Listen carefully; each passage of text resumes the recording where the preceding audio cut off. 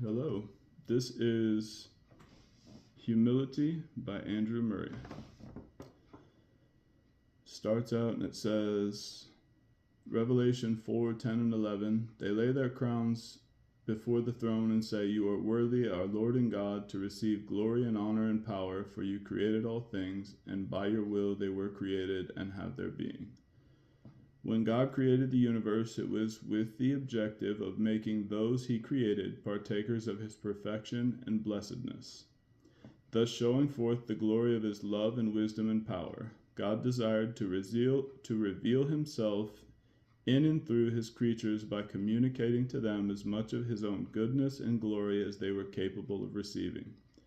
But the communication was not meant to give created beings something they could possess in themselves, having full charge and access apart from him. Rather, God, as the ever-living, ever-present, ever-acting one, who upholds all things by the word of his power, and in whom all things exist, meant that the relationship of his creatures to himself would be one of unceasing, absolute dependence. As truly as God by his power once created all things, so by that power must God every moment maintain all things. We as his creatures have not only to look back to the origin and beginning of our existence and acknowledge that we owe everything to God, our chief care, highest virtue, and only happiness, now and throughout all eternity, but we must also present ourselves as empty vessels in which God can dwell and manifest his power and goodness.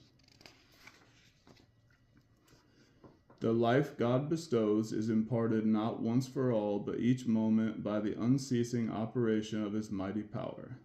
Humility, the place of entire dependence upon God, is from the very nature of things the first duty and the highest virtue of his creatures. And so pride, the loss of humility, is the root of every sin and evil. It was when the now fallen angels began to look upon themselves with self-complacency that they were led to disobedience and were cast down from the light of heaven into outer darkness.